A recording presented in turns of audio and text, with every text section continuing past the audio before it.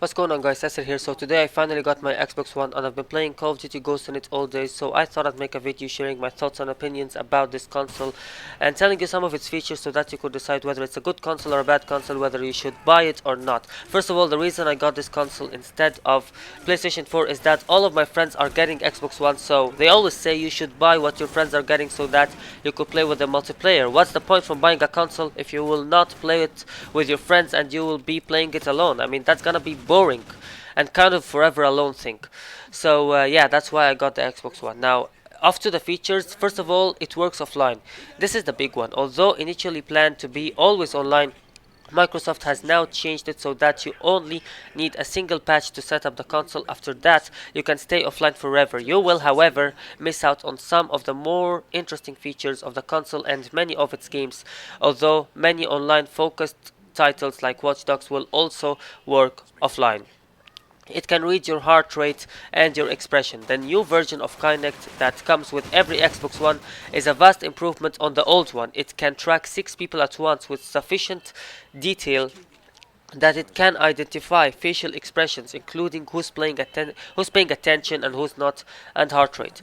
You can also find the perfect opponent while playing something else. Now, finding players involves getting in a lobby and waiting. On Xbox One, the new Party Scout means you can specify what you want. Hunt for people with specific DLC, age, skill level, or language. You can then leave it hunting and switch to something else like TV or the web while it finds someone. You'll be able to use the same gamertag. Your gamertag, friends list, and achievements will all roll over to Xbox One. If you're keeping both consoles, you will be able to use the same sign-in details on both the Xbox 360 and Xbox One, and the price of Xbox Live isn't going to be changing either. You can access your digital games from any console. While it's not quite as comprehensive as first planned, you can still sign in to any console and access all your digital games as you can on Xbox 360. The difference is you can now buy retail games digitally on the day of release, so you can access, say, Skyrim from any console you like. Streaming technology means you can start playing instantly without waiting for a download too. It captures video of your greatest gaming moments. The new game DVR feature keeps a rolling video of the last 5 minutes of gameplay, so you can share it online or with your friends. Some games, probably the Microsoft published ones, come complete with an upload studio feature that lets you edit clips and add effects or voiceover before uploading.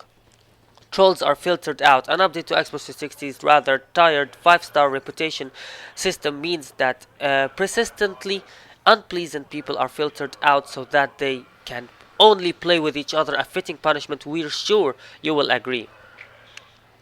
Also, it's dead silent. Honestly, we've sat with it in a faintly terrifying Supermax soundproof room in Microsoft's hardware development lab, and even then we could barely hear it running, so it's quite silent. Its fan is not annoying like the Xbox 360. It can tell who's holding the controller. Another bonus of the new Kinect is that it also can tell who's holding the controller because the device is smart enough to recognize different people. The dash tells you your achievement progress. Games can now show how close you are to unlocking achievements before you start playing. Also, unfortunately, it won't play Xbox 360 games because it's all new hardware inside. You can't play Xbox 360 games on it. Although you can connect your Xbox 360 to it, Xbox One has an HDMI input, which means that you can plumb in anything that has an HDMI output. Games achievements can be updated. Developers can monitor how a game is being played and add achievements after it has been released. And there is a new kind of achievement. The new challenges are time-based, not tied in one game, and can be designed for mass use. Kinect works in smaller rooms. Here is another reason to give the new Kinect a chance. It's got wider field of vision than the old one. One Xbox Gold account works for every year. If you have an Xbox Live Gold subscription on your account, any other account on the same console can use all the benefits of Gold. It comes with a headset, but Kinect can hear you fine. The new directional microphone in Kinect can isolate background sound very effectively. Also, it creates a personalized ad-free home screen. An Amazon SQ learning system tracks the games you play and the movies you watch and the people you talk to, and updates the home screen to show what's relevant. Updates will install without bothering you. If you've got a permanent internet connection, it will download and install updates when you aren't using the console.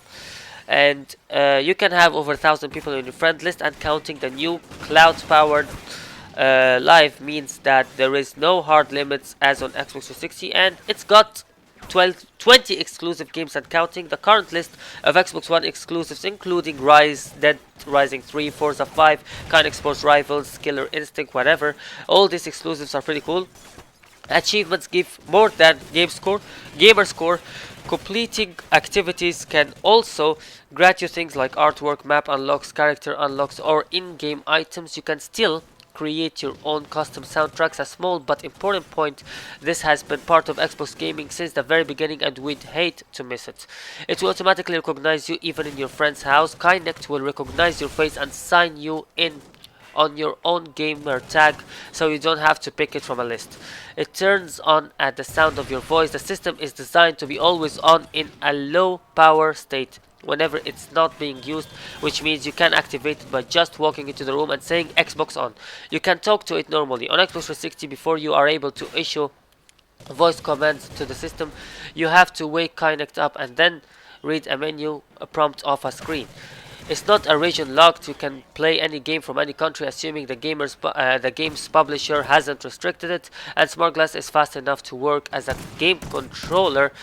Up to 16 devices running the free Smart Glass app can be connected at once with a fraction of the latency you'll experience using Smart Glass on Xbox 360. Also, you can add hard drive space, but not at launch. The 500 GB capacity is generous, but digital purchases will fill it eventually, so you can add more space. You can watch the TV and play games simultaneously if you want to anyway. You can use the snap function to pin the TV view to the side of the screen while the game gets the rest of it.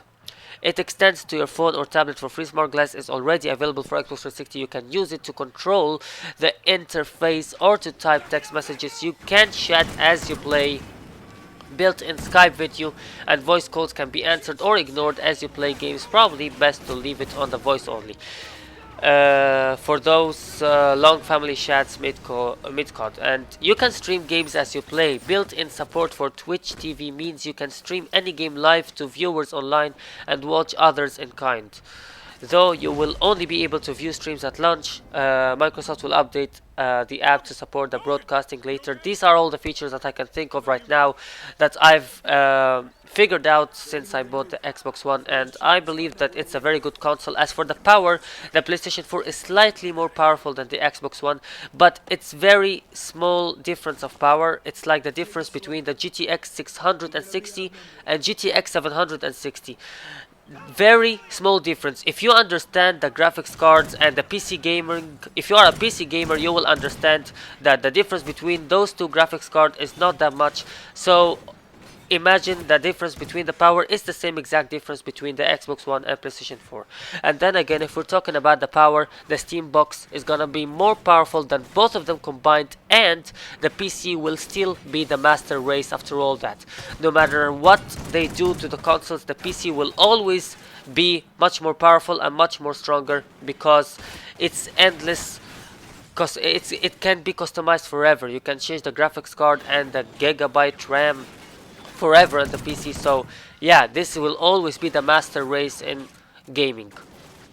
Now, also, this is a personal opinion for me. I believe that the Xbox controller is better than the PlayStation controller because it fits on the hand very well, and also I'm kinda used to the position of the buttons in the Xbox controller.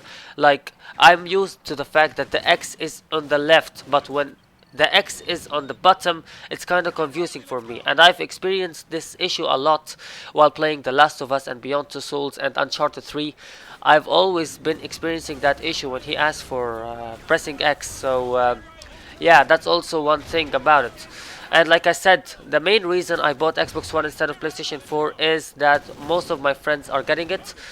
So that was the main reason, and I suggest you do the same. See what your friends are getting and get the same console they are getting, so that you could play with them multiplayer in the future. Because what's the point of getting a console and not being able to play it with your friends online? That would be boring. So yeah, that's all what I can say about Xbox One. Thanks for watching, and I'll see you guys later. Bye.